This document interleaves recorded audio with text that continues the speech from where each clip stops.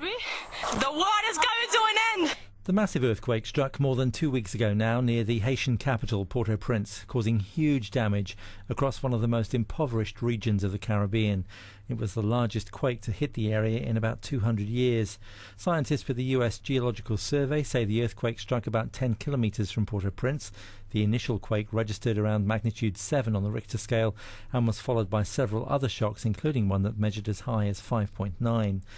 More than 3 million people have been affected, with buildings from the presidential palace down collapsed.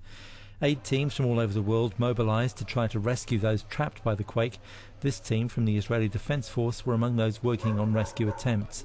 The UN also supplied rescuers, even though many of their own workers had been injured or killed in the earthquake. But one of the biggest problems for the destitute Haitians has been continued looting, gang activity and scuffles on the streets of Port-au-Prince, which has disrupted and at times stopped the desperately needed flow of aid. James Nichols from Médecins Sans Frontières told George Penk on New Zealand's Rima that logistical problems at the local airport initially caused problems.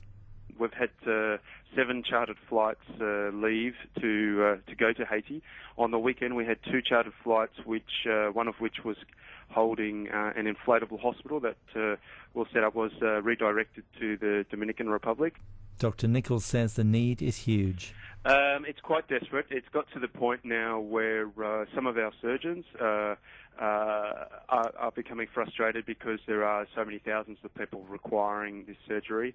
And one of the stories that we've had come through this morning is that the people who had infections 3 days ago and were not necessarily on the critical list for treatment now are on the critical list, and if they don't get surgical care, that their infections will in fact kill them. UNICEF health expert Robin Nandy says the medical problems come in 2 distinct waves. Typically in situations like this, and we saw this after the tsunami as well as the cyclone in Myanmar, typically after a natural disaster, your initial concern is with the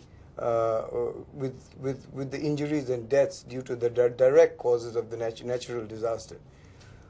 Once some time has passed, the risks change. Obviously, the risks shift to more of communicable disease spread. The fact that people are living without food or shelter make them more vulnerable for all kinds of health threats. Typically, women and children are the most susceptible or the most vulnerable to all these threats. In some areas, up to 70% of the buildings lie in ruins. Countless bodies were unaccounted for in the rubble. Others were left lying in the street. Some Haitians feel that help came too slow. We're waiting for 3 or 4 days. It cannot do nothing. The president is in the airport. Well, he don't do nothing for us. But now we do our best. But we do what we can do. But we need a truck, right? So we move the body. Yeah. 42-year-old Gerta Joseph says aside from the occasional water truck, the tent city where she's living has received no aid at all. She told VOA that she's got no options left.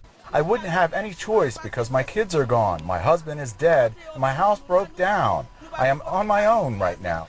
Former US President Bill Clinton told ABC's This Week program that it's been hard for the people of Haiti to accept what's happened to them. People are angrier and more destructive, not because they're in trouble, but because they don't know what's going on. They don't understand. The more people understand about what's happening to them, the more they can endure the long-term process of rebuilding. And people are also angry that while relief supplies have been arriving, they haven't been reaching those in most need. This is in part due to the destruction of Haiti's roading and transport infrastructure. Health facilities have been overwhelmed by the sheer scale of injury. Field hospitals, such as this one set up by the Israeli Defence Force, have relieved the pressure, but nowhere near enough. Doctors hoped to avoid having to amputate the leg of this 8-month-old boy who was found in the ruins 3 days after the quake. Sadly, his injuries were simply too severe. But the child's parents' whereabouts are unknown. They could well be among the 200,000 or more who were killed. Another of the issues involves Haiti's huge orphan population. Before the quake, there were 380,000 orphans, but now many thousands more will have joined their ranks. Nadine Francisque is the administrator of one orphanage in Port-au-Prince, which has been unable to access its own funds because the banks have been closed. We really need some food, water, and money for medication because all the kids have diarrhea.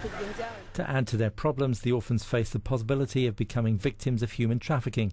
The United Nations has already sent in a team to try to protect them against kidnapping, sex predators and sex trafficking. They say the best option is simply to get the children out of Haiti altogether. Just days after the quake, local Christians gathered in the wreckage of the cathedral in Port-au-Prince. Father Doussaint tried to give them what comfort he could. We told them to live with faith and that God is there to help rebuild the country. And we must be sure of that, he said. Many Haitians are simply praying to get through another day.